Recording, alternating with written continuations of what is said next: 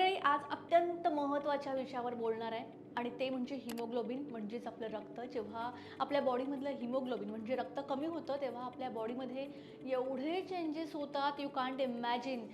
तुम्ही हेअर आणि स्किनसाठी कितीही महागाचे प्रोडक्ट तुम्ही वापरा, पण जर तुमचं हिमोग्लोबिन कमी असेल तर लिटरली तुम्हाला टक्कल पडू शकतं, एवढा हेअरफॉल होऊ शकतो आणि चेहरा तर इतका निस्तेज होतो की असं वाटतं अख्ख्या जगाचं टेन्शन तुम्हीच घेतलं आहे. आणि हे मी इतकं कळकळून सांगते कारण मी स्वतः या फेजमधून गेलेली आहे. सो या व्हिडिओमध्ये काही सायंटिफिकली प्रूव्हन पदार्थ आहे जे मी तुम्हाला सांगणार आहे, जे नियमित खाल्ल्याने हिमोग्लोबिन वाढण्यासाठी नक्कीच मदत होऊ शकते. तर सगळ्यात आधी पालकमध्ये आयर्न, फोलेट आणि व्हिटॅमिन सी भरपूर प्रमाणात असतं. आयर्न हे हिमोग्लोबिन तयार करण्यासाठी अत्यंत महत्त्वाचं आहे. मी बराच काळ पालकचा ज्यूस प्यायली आहे, जो अतिशय बेचव लागतो, पण मी ते एक मेडिसिन म्हणून घेतलं होतं. सो तुम्हाला सुद्धा जर असं वाटत असेल, कारण हिमोग्लोबिनचा केसांवर थेट परिणाम होतो, तेव्हा जे फिलिंग होतं ना, काय सांगू. सो पालक कोणत्याही वेमध्ये तुम्ही इनटेक करा. सेकंड आहे बीटरूट, जे खायला खूप बोरिंग वाटतं, पण तुम्ही ते किसून त्याला असं काहीतरी फोडणी वगैरे देऊन तुम्ही ते खाऊ शकता, जसं आलिया भट खाते.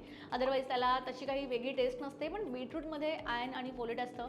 हे रेड ब्लड सेल्स तयार होण्यास हेल्प करतं आणि ब्लड सर्क्युलेशन इम्प्रूव्ह करतं. नेक्स्ट, डाळी आणि कडधान्य, मूग, मसूर, हरभरा यामध्ये आयर्न आणि प्रोटीन भरपूर प्रमाणात असतं. नेक्स्ट, खजूर हा आयर्नचा एक्सलंट नॅचरल सोर्स आहे. यामध्ये आयरन, व्हिटॅमिन B6 आणि कॉपर असतात, जे हिमोग्लोबिन तयार करण्यासाठी हेल्प करतात.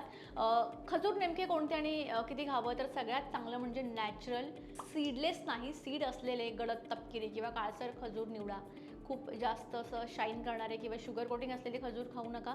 रोज सकाळी 2 ते 3 खजूर खा आणि सर्वात चांगलं म्हणजे रात्री पाण्यात भिजवून सकाळी खा. यामुळे काय होतं तर डायजेशन इम्प्रूव्ह होतं. म्हणूनच रोज 2 ते 3 खजूर खाणं हे ब्लड इन्क्रीज करण्यासाठी एक चांगला ऑप्शन आहे. नेक्स्ट आहे डाळिंब सोलायचा हा एक वेगळाच टास्क आहे, पण डाळिंबामध्ये आयर्न आणि व्हिटॅमिन सी असतं. सो हे ब्लड फॉर्मेशन इम्प्रूव्ह करण्यास हेल्प करतं.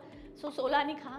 आणि ऑरेल्स तुम्ही बाहेर जाऊन ज्यूस पण पिऊ शकता, पण चावून खाल्लेलं कधीही बेटर. नेक्स्ट, अंड्यामध्ये आयर्न, प्रोटीन आणि व्हिटॅमिन B12 असतात. व्हिटॅमिन B12 हे रेड ब्लड सेल्स तयार करण्यासाठी अत्यंत हेल्पफुल असतात. अंडी खा. एका अंड्यामध्ये 6 ग्रॅम प्रोटीन असतात आणि जर अंड आकाराने मोठं असेल तर त्यामध्ये 7 ग्रॅम प्रोटीन असतात. सो आणि अंड पूर्ण खा, व्हाईट आणि आतला येलो पार्ट दोन्ही, कारण का ते प्रोटीन काउंट जो असतो ना तो दोन्ही मिळून असतो. सो आतला आणि बाहेरचा दोन्ही भाग महत्त्वाचा आहे. सो पूर्ण एक खा.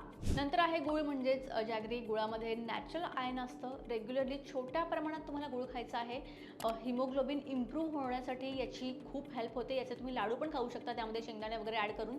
सो हे सुद्धा रक्तवाढीसाठी खूप चांगलं आहे. सो डेली आहारात हे पदार्थ ठेवा, जेणेकरून ही वेळ तुमच्यावर येणारच नाही.